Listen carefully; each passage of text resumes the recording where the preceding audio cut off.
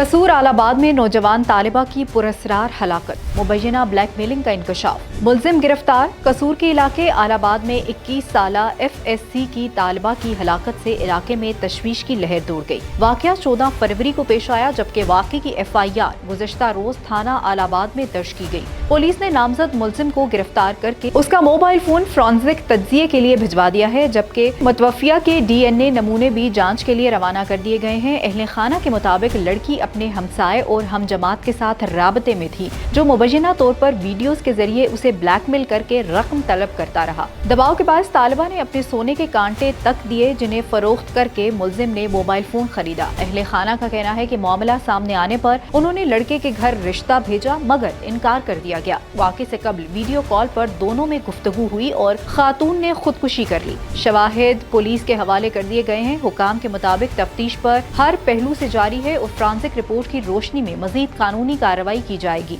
वाकया social media और digital blackmailing के बढ़ते रुझान पर भी संगीन सवालात उठा रहा है। अपडेट्स के लिए देखते रहिए VNews.me।